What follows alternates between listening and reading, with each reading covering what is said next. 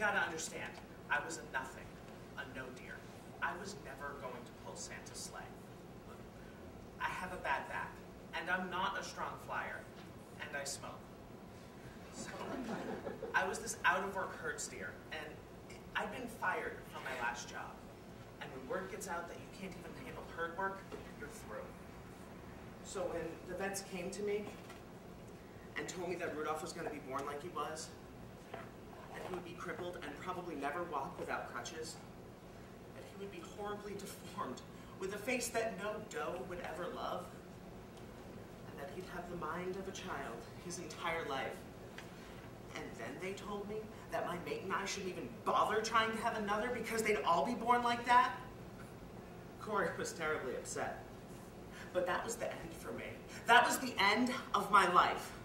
You see, every parent has dreams for their kids. Dreams that won't ever come true. Dreams like that their son will grow up to be the president of the United States.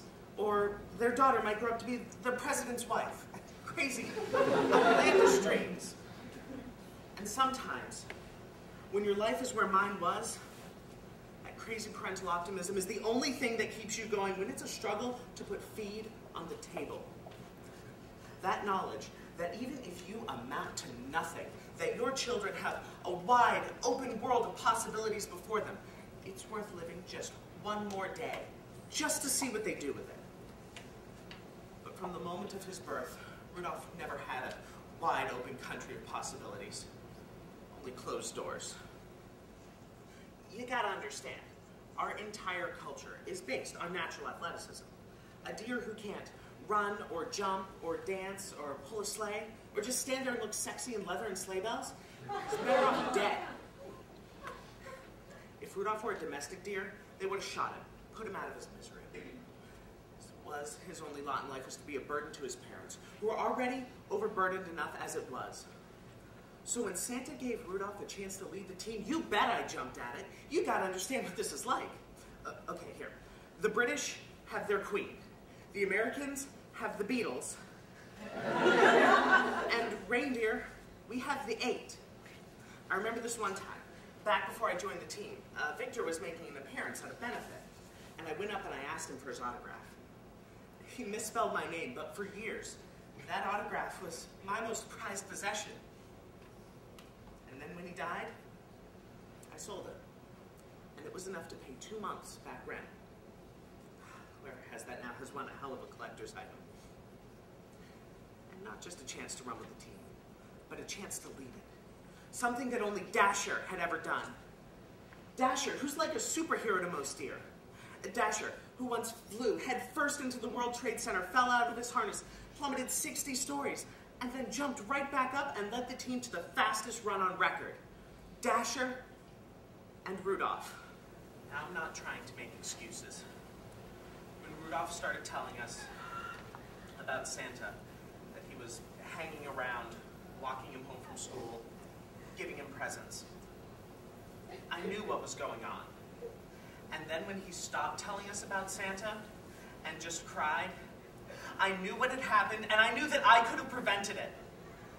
But you'd never believe something like that can happen to your family until it does. So we didn't let Rudolph go out anymore. We knew that Santa waited right outside the door. We kept him in his room, and my mate and I prayed that it was over. But then when Santa Claus came into my house, when the most powerful man in the world walked into my house and asked me for my son, what was I supposed to do? I did the one thing that no one had ever done before. Many have done it since, but before that day, no one, no deer, no elf, nobody had ever said no to Santa Claus. I said no to Santa Claus. He was shocked. My doe fainted, then offered me money, gifts, reindeer things. I said no. He then told me that there was an opening for me on the team, that my family would never again want for food or clothing or shelter. that I, Donner, an unemployed herdsdeer from Fairbanks, who's going to be one of the eight most important reindeer in the world, one of the Dashers, one of the Victors, one of the Comets. And I said no. And then he told me that he would find a place for Rudolph on the team.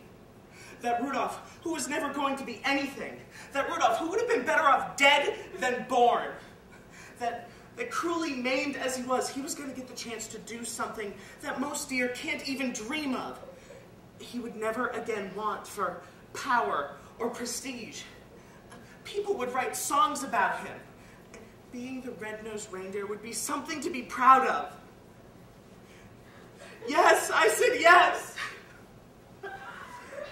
And then I sat there, and I listened to his screams from the next room, and I listened to the tears for years to come.